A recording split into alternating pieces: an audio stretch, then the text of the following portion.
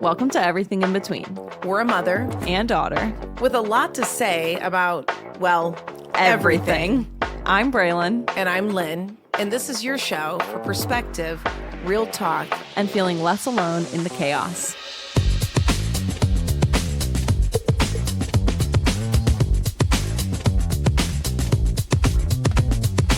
Hello. Hey. How's it going? Do you want to start with laughing? With laughing? You don't listen to this podcast, right? No. Okay, I do. Yeah. We laugh a lot. Of course. It's the greatest. Yeah. But sometimes you just have this like really cute and little infectious laugh. I do. So, yeah. I know what you're talking about. Yep.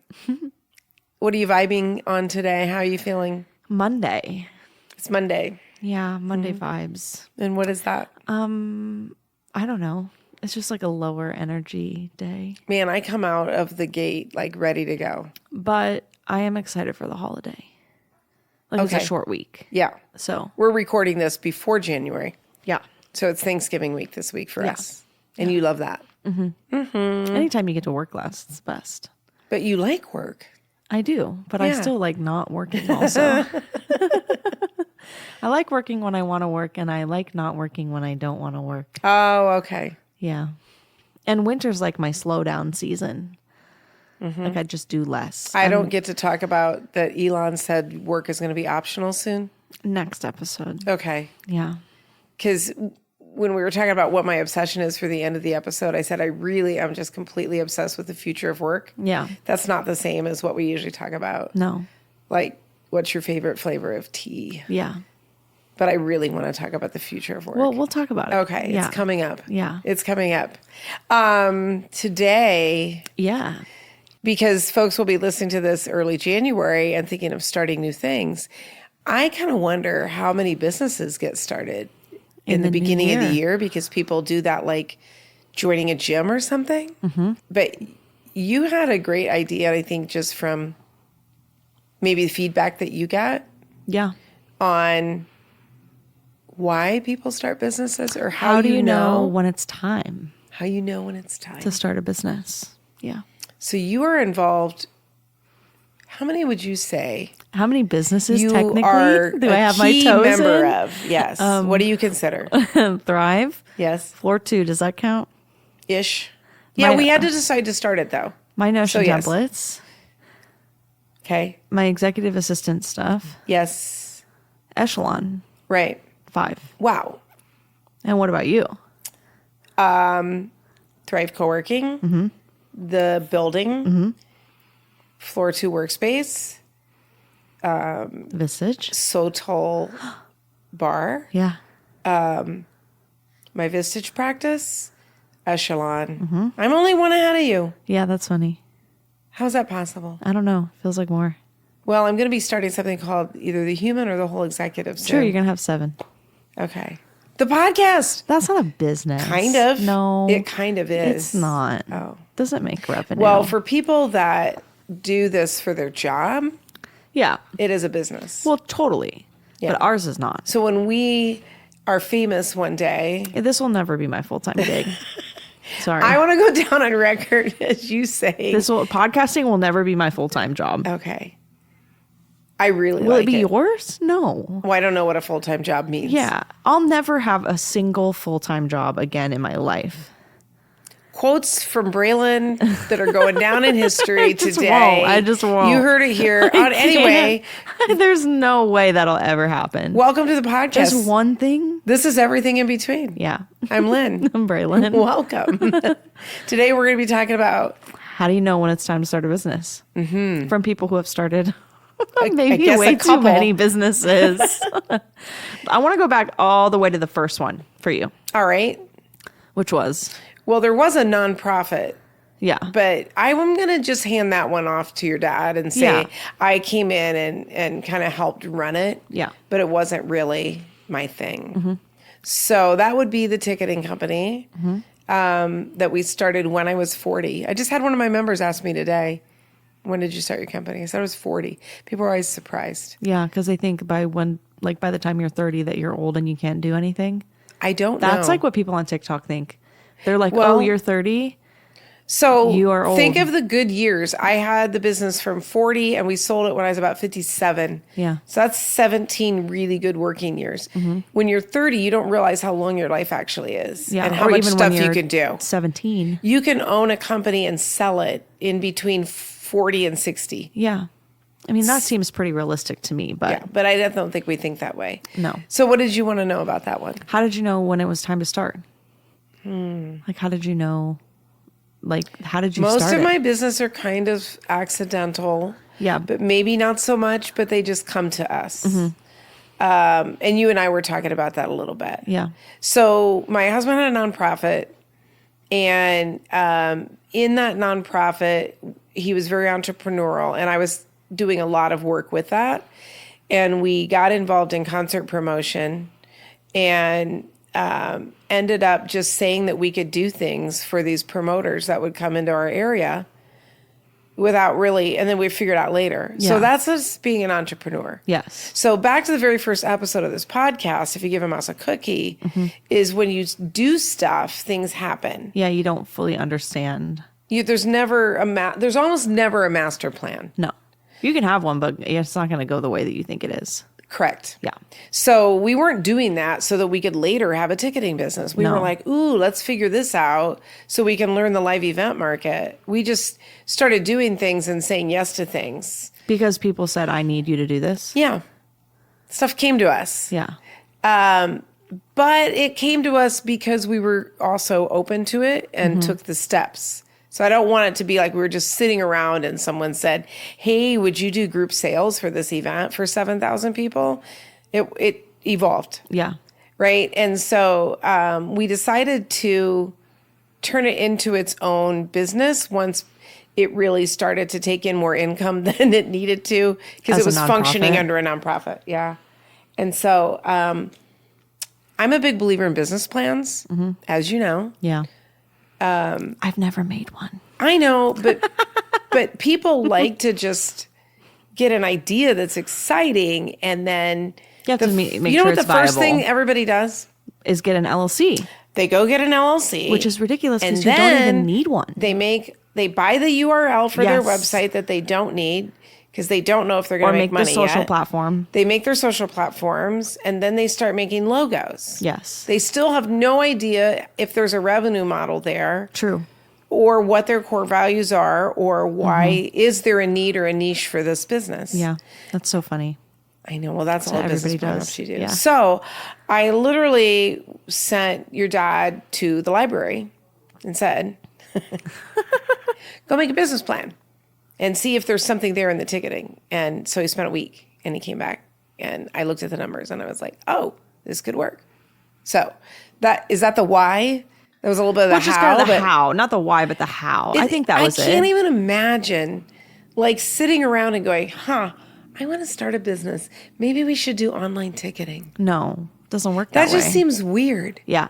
Like, I don't know. It doesn't work that way. And we hit the timing was just so right where like online sales were really just starting to happen. Because I would have been 40 in 2003. So, you know, like reserve seating was a big deal in online ticketing. Ticketmaster didn't have it for years after we did. So we came in at like this right time. yeah. So there's always that piece of it. But I feel like there's like these little antenna that entrepreneurs must have where you're just receptive to what's going on. Maybe. I don't know. Do you know anybody who's actually sat down and said, I want to start a business, so I'm going to make up an idea?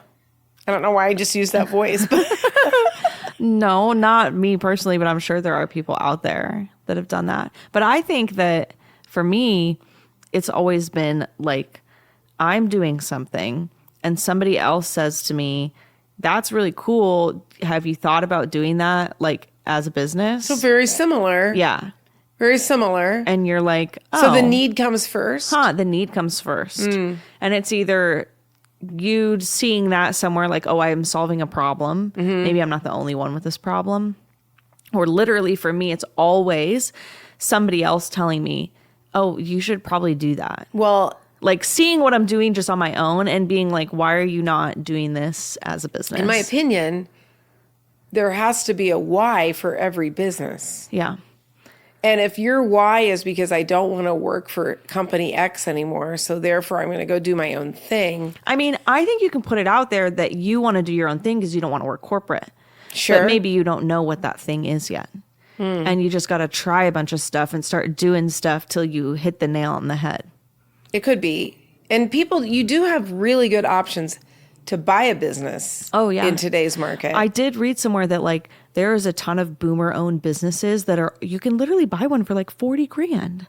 A little like local business, you can just take it over. Yeah, if you really want to do that. If you want to do like, you can buy anything. into a franchise. You can get loans for buying these businesses. It's really true. So that in that case, you might just be like, I want to go have a business. And you go out and you just buy one. There's something different than, to me, you're a business owner. Yeah, you're not an entrepreneur. I like the idea of entrepreneurs are creating something that didn't exist before. Yeah. And I think you're right. We have these little antenna and we're like out there just aware. Do people ever ask you this? Is that where did you come up with this topic? Like why you wanted to think about this? I just think it's unique because I was thinking about all of the businesses that I've started and all of the businesses that you've started and how they're all like weirdly, like you didn't set out to do that. It was just like somebody came to you and was like, hey, I have a need and I think you might be the person to solve it. And then you're like, I think I could be the person to solve that. And that sounds fun. And maybe I should do that. Like with the Notion templates, I was just making them for myself. Right. I was sharing them with my friends. My friends were like, I think that you should sell these. And I was like, I never really thought about that. And I think other people don't necessarily, if you don't have the entrepreneurial antenna, so to speak, you don't necessarily even see those opportunities. Or people might tell you and you're like, no, that could never work. I don't really think that would, I feel like you have like a block of some type.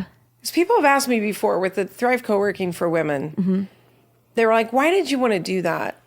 And I just remember that I saw something someone else was doing in a different area. And co-working for women was something I never even had. I don't Never know that I crossed would your have come mind. up with the idea. I didn't make and it I up. was working at a co-working space. True. And didn't think of, this would be so cool if it was just women. Right. And so I had that And I don't emphasis. even think I came to you and was like, well, let's do a co-working space. Like I wouldn't have ever thought about doing that. The voices that we both have done. I just that would have never crossed my mind. It was you that came to me that said, what if we do this? And I saw a co-working space in New York. It was not the Wing. It was way before that. It was a little tiny co-working space for women. And it was the first time I had even heard of that.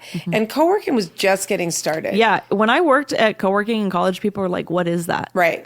Like we have Like- the OG here in Arizona, one of the OGs with Jenny Poon and Cahoots. Yes. And like she, to me, was like The queen pioneer. the pioneer of co-working, especially in our area, but she's known nationwide. So we had that here in Arizona. And then I always had, I did a lot of talks and things on women in business and really helping women elevate and get to their highest level. See the mic's I just heavy. switch hands. Okay, whatever. Yeah. Thanks for the stand. And then I read, so this is part of it. When you're an entrepreneur and you've got your antennas up, then when you read stuff, it becomes interesting and actionable. So I was reading about this co-working space for women in New York City, and I was like, holy shit, that's amazing. And I read about it, I dig into it, I'm looking at the pictures, and I'm like, what if women had like their own space to go so that if they're developing their business, they're not sitting at home and they're around other women who are entrepreneurs and it really was before telecommuting. It was mostly women business owners at that point because it was a while ago. And I just, it ignited something in me and then I couldn't stop thinking about it. You know that feeling? Yes. Yeah. So the antenna was on. Somebody else might have read the article and been, oh, that's cool. And then they go on. I read the article, and if it's something that resonates with me, I can't stop thinking about it. Yeah. And at that point, we had this building planned to be a 2-story building.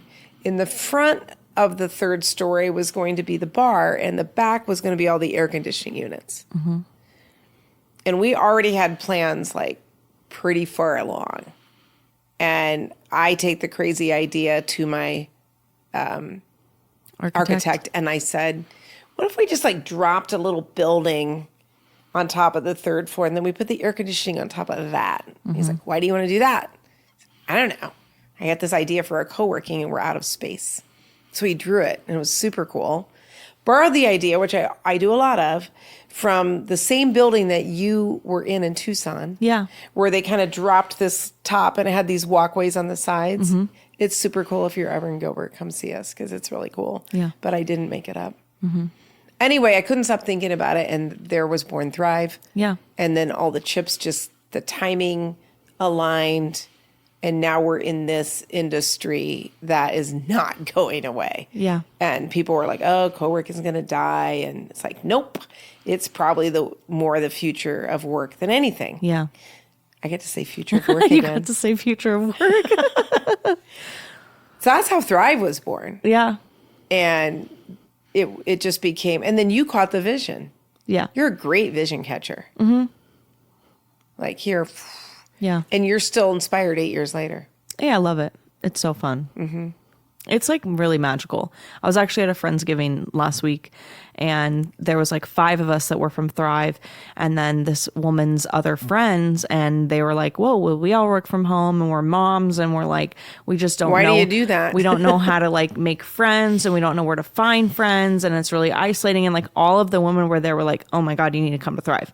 Like they were like, this sounds really cheesy, but it will actually change your life. Well, yeah, and that's like, what you end up saying is we're changing lives. like it sounds cheesy, but it's totally true. Yeah, that community has become, I feel like, even more important in recent years than it was before for people.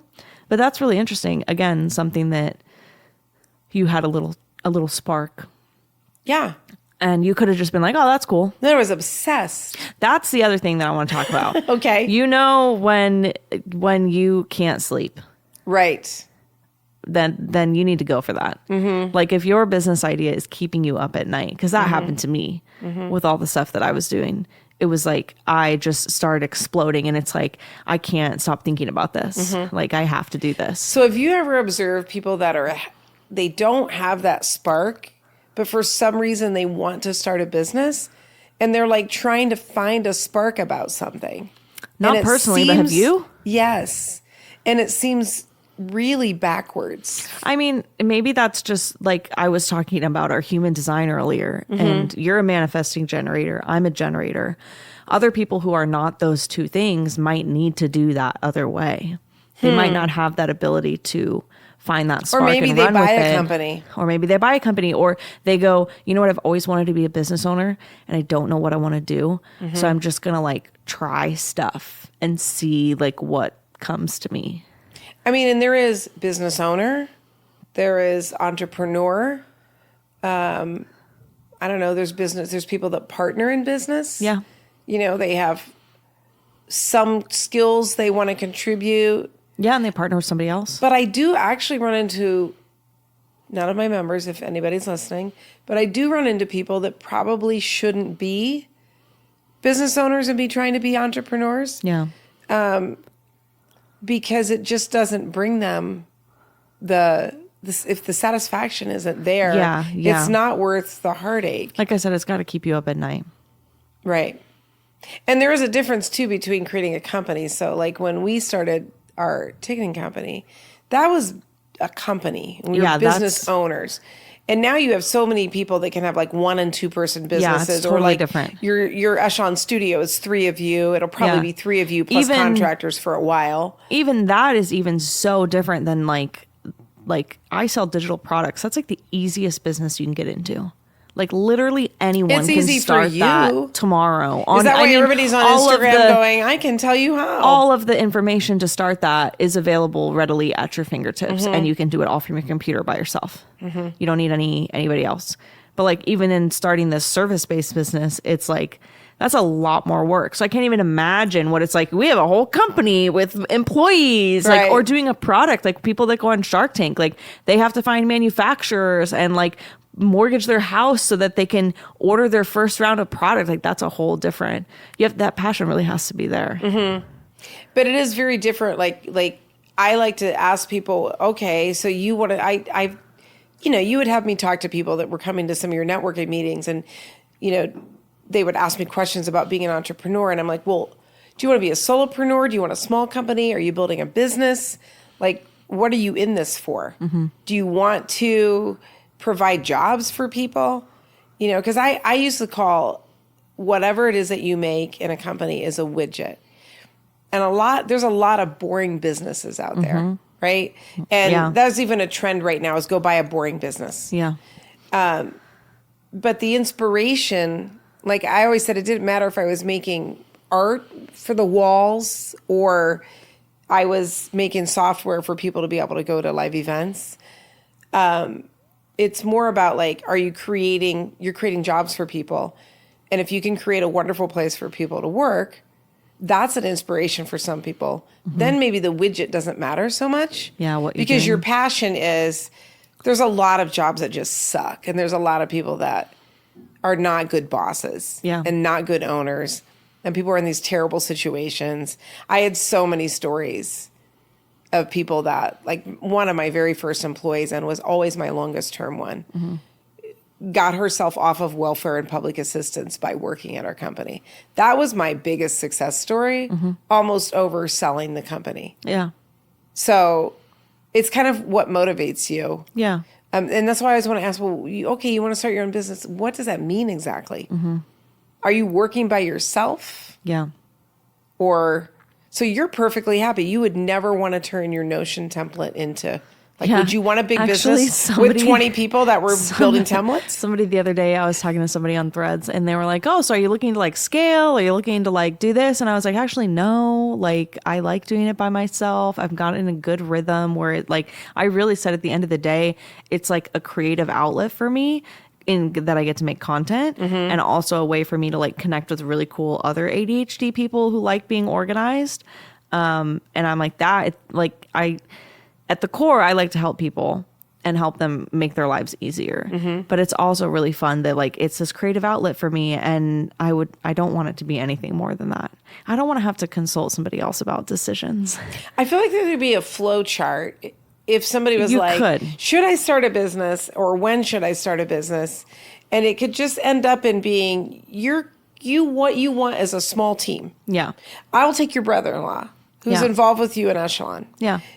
Dude is an amazing designer, works really well by himself, has a lot of creative ideas and needs the output for that. Yeah. And yet doesn't like business development.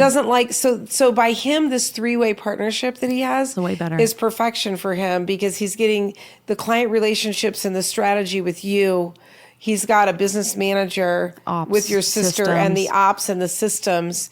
And then he gets to create. Yeah. So if that's, you've got to figure out what works for you. And there could almost be like a little flow chart. A little flow chart to help you figure it out. And then some people just want to do something huge. Some people want to do something big. And if you want to do something huge, most often you're going to have employees and processes and contracts and lawyers and all of that. But again, I bet that started with a spark. Oh, of course. Of some type. Of course. I have members right now who have their core company and it's starting to run well and they're bored. Yeah. Because they're entrepreneurs. So now they're finding ways they can buy more companies or use this as an umbrella and do this thing over here. Yeah. And so that's what entrepreneurs... That's a true entrepreneur, right? Yeah. The operators are like, no, I'm good. Yeah. I'm good. I've got my thing. It's chugging along. And, I'm going to exit at XYZ point or something like that. Yeah. But what do you like about working by yourself? It's so fascinating to me because I never thought that I would be somebody who would enjoy that. And I don't work alone. Like That's true. In a facility with other people. I work in a co-working space. Right. So, and even when I'm at home, my husband and I share an office. So a lot of times he's physically in there too. But I think it's just that like I have crazy ideas late at night and it's like 1 a.m. and I'm like on my phone just like word vomiting everything that I thought of because something happened. And then I can just go implement it. I don't have to consult anybody else. I can do all of the content. I can control every single You don't need to talk about it though? No, because it's like, well, I do. I'll talk about it to my husband, even though he like doesn't.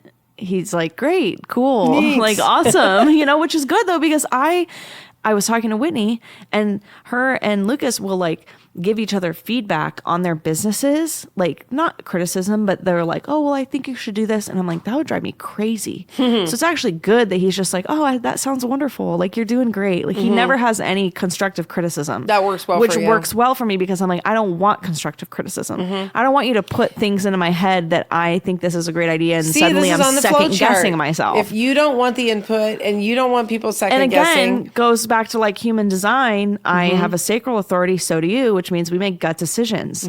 So if we get somebody in our ear that's yapping about something, we might start second guessing our gut, Right. which is not good. Okay. I got to trust my gut. Nobody else has my gut. So I like that it gives me an outlet to be like, no, I am the only one that knows what's going on in this, and I make all the decisions. And that may be different than you don't necessarily want to physically work alone all day long. No, I don't want to be like like isolated. That's a different thing. Yes. Right? Some people are like, let me go to my cave. Right. Let me do my work of genius for 8 hours and then I'll come out. And, those people might not want to run a business. You might not want to do all the other bits and pieces. And then some people like the partnership. So I would say your brother-in-law is a great example. Well suited for a partnership because like super strong, gifted, has the entrepreneurial desire, knows that like the way you really build a secure future, one of the best ways is to have a business. Yeah. And to buy your freedom as well. And yet really needs those other pieces with partners. I'm like that because I tried a bunch of times throughout the last year to do a service-based business. And I hated it, having to handle all of the bits and pieces.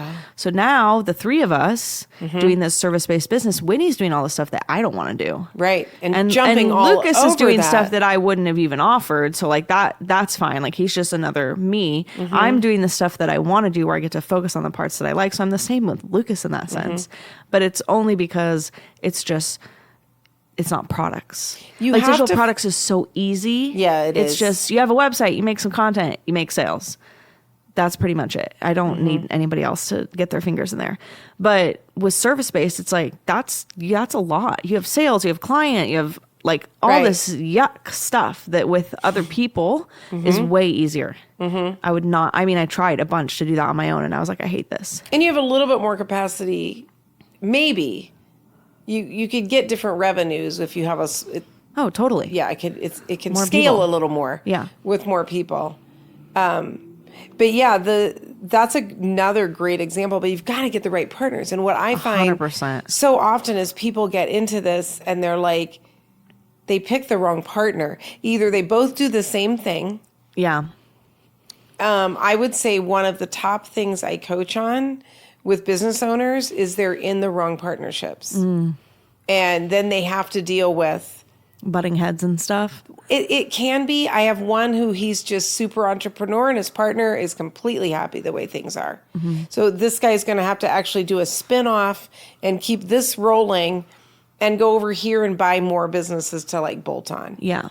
So I would say before you go into, if you are following your flow map and you're like, okay, there are skills I'm missing, right? Like if you're going to run any business, you have to have some desire, aptitude to at least understand how the financial part works, know who you need to hire to help you with those pieces, like you do in your solo business, right? Like you knew you needed the financial help with the bookkeeping at some point, right? Of course, you gotta have a bookkeeper.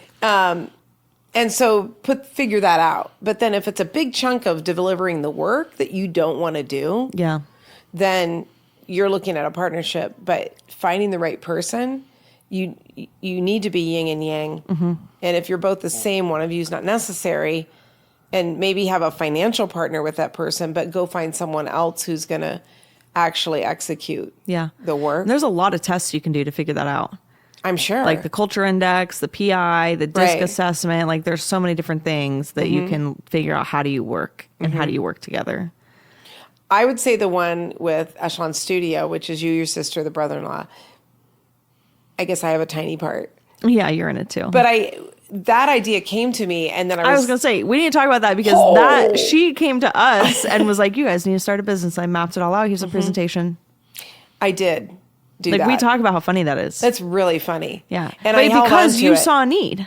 Well, I saw the need, but I would even go back a couple years prior to looking at the three of you and thinking, there's just something there with the unique skill sets, and you're all incredibly talented. I am the mom of two of you, so of course I'm going to say that. But I just could see something before it even came into play. And then when I saw the need, it was like, booyah. Yeah. Bingo. Yes. Because I feel like I had already had that structure. So timing is sometimes, if I come to you guys 2 years ago, it wouldn't have happened. No. And I did hold it in for like a couple months because I thought, I let myself decide that maybe it wasn't the right time for you guys. And I was so surprised when you were like, nope, this is good. So, timing, how do you know? How do you know when it's not time to start? I've just done stuff that, you know what I mean? I don't know if there's a way to know. It just feels right. But again, that's a gut thing that we have. Not everybody has that. I'm just trusting my gut on when it feels good and when it feels right. Okay. I mean, there's definitely... And sometimes you try stuff and it doesn't work. There's a lot of that. Sure. I've tried a lot of stuff in the last 2 years that like... You have? Yeah. But like really low risk. Oh, yeah, of course. Like your time, not you dumped a bunch of money into an ice cream franchise that you decided you hated it. All my time. I just try stuff for free. And I'm like, if I'm going to start a business doing this, let me just try doing it for free first and see how I like it. And then you're like, ugh, no, I don't like that. And, you try it for a few months and it just doesn't work out. I don't know if that's based on timing.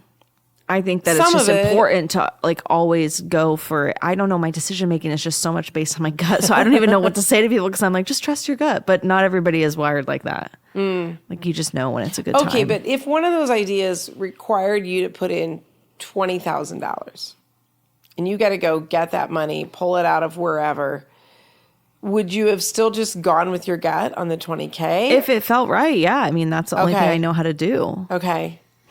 That's the only thing I know how. Yeah. Yeah. I mean, I think there's a reason why I haven't done that. Because I don't know. Sometimes I've thought about like, I get an idea for a product that like would be a cool little invention. And I've never done those because who knows? Maybe at the end of the day, it doesn't feel right. But that's also a way bigger process. See, this is why I still say if I can talk someone out, if people come to me with business ideas and should I do this, I still say if I can talk you out of it, I don't think you should do it because could I have talked you out of your Notion templates? I don't think so. Right. And I don't think my architect could have talked me out of doing the co-working. No. So like that's just a litmus test for how strong your idea is and how much passion do you have around it. Because I think there are people that think they want to start, but they're leaving something, like they want to leave behind a corporate job or something that they're not happy with, and then they're jumping into this. And you have to have the backing for that and the ability to be able to do it. So maybe sometimes the timing is off. But I'm a little bit like you. It's gut and inspiration. Well, I think like when you're truly an entrepreneur and you get an idea, like even if you are like raising kids and working full time, like you and dad, like you find a way to make it work. There's no, oh, we're not going to do this. There's just, we're going to do this. We're not going to quit our jobs. We're going to make it work while we have our jobs until it's sustainable enough that we can quit them. I think a lot of people do that. They're like, oh, I'm going to start my business, so I quit my job. Yeah. And it's like, no, you probably should keep your job for a while until you start making some money or, you got funding, whatever. You figure something out. That's so true because if I'm trying to sign you up as my client and I have to pay my mortgage based on you signing, that is not a great way to decide if I should bring you on as a client. No, because then you're kind of, you like have to take people on even if they might not be the right fit. And people can feel your desperation. Which again, that might be something that's somebody's way of figuring it out. Could be. But that's not the most sustainable way maybe. So I keep seeing these things on Instagram where people are like, I wrote a PDF about how to get your kids ready for school. And I did X, Y, and Z and I made, $10,000 this month selling my downloadable PDF. So I don't know that that's the same type of thing as saying, did that person have a passion? Maybe she had a passion about how to get kids ready for school. I mean, she like, it might not have been a passion, but it might have been something where she did that and her friends were like, this is really helpful. And then you go, huh, if it's helping the people in my circle, maybe it can help other people. That's why I think you either have to have a passion or you're like, I'm solving a problem. Like I solved a problem for myself. Right. Then you can monetize that. 1,000%. That's actually the best way to monetize a digital product. You're not solving a problem with a business. It really doesn't have a reason to exist. And so many people try to sell digital products that it's just like a thing that they made. And it's like, but that you're not Nobody solving wants a problem. the thing. Yeah. If you solve your own problem, I guarantee that other people out there have that same problem. Right. And are looking for a solution, like actively searching like, for did it. you use the thing? Yeah. You have to. That people make Notion templates and they don't use them. Oh. And I'm like, that defeats the whole purpose. You literally cannot stop talking about Notion. Yeah. But then every time I'm sitting with a CEO or I'm in a group meeting and people are talking about, I need a personal brand and I need to get myself on TikTok but I don't know how to do it. I'm like, oh. Yeah. You know, You want to talk about it? I want to be like, I have your solution. I fixed that. Yeah. Just for you. Yeah. Just for you. Just for you. I fixed it. Yeah, it needs to solve a problem. And which, like you said, can be like, I want to get people jobs. sure, that is solving a problem. Yeah. To some degree, right? I mean, when we started ticketing, we were solving a problem for our People came to you and clients said, who were saying, I need help I doing have this XYZ, issue. right? And I don't know how to fix it. Yeah, for sure. Yeah, that's really all a business is.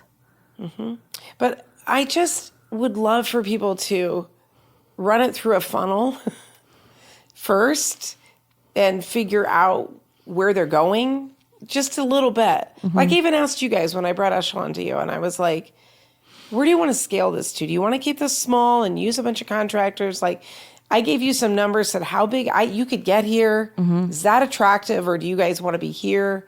Really think about the complexity of what you want to do. Yeah. And how you like to work, and do you like teams, and do you want a partnership, or do you like the solo thought? Like there's a lot of questions to ask before you go buy the domain. Yeah, please. And then, man, our cardinal rule, especially if you're solopreneuring and you're going to start selling something, please get a separate bank account before you do anything else. Oh, yeah. Yeah. You don't even have to hire a bookkeeper. Please. That's how you know you have a business. Yeah. If you're funneling money into your personal account directly from clients, No bueno. not only is that illegal, but you are also not really running a business. Yeah. So that's my mom business tip at the Nice. moment. But I think it'd be so good if people kind of looked at the why and what are our values and why do I want to do this? What am I about? And if it is to pay the bills, there might be something deeper than that. Yeah. You know, can you build a good future? It's the best way. Yeah. You know, and honestly, there are tools that make it so many more people can be entrepreneurs and business owners than ever There's before. this guy, Justin Welsh, that talks about like if you're a highly skilled employee, your boss is like making 10 times the amount of money off of you that you could be making if you were running it yourself. Oh, yeah. So it's like your sister is a therapist. She makes X number of dollars an hour. She can at least make 4 times that. Yeah. By being on her own. Being on her own. Sure. Yeah. So if you're providing a service like that. It's true, but you just can look at it like. But not everybody wants to do that. Not everybody does. And then maybe you're just getting started. Attainable these days. It's very much more attainable. And you can go learn anything on YouTube. How do I start a business? How do I start a business doing this? There's just free information from people who have done it and are really successful at it. So why was your question about when? And we'll come up to that so we can wrap. But you was like, when do you know? I just thought it was so fascinating that we have all of these businesses between us and all of them just kind of like were created because somebody else or something else was like, I think that needs to happen. The entrepreneurial antenna picked was up on it and we're like, I think maybe you're right. And so I was thinking about that and how interesting that is. There's so many businesses between us and never was it like, I'm going to go do this. Even this building, which is a business. Yeah. we just needed an office space, and we were in one of those really boring, we owned the office space that we had, but it was just a boring strip mall office. And we owned that little pod.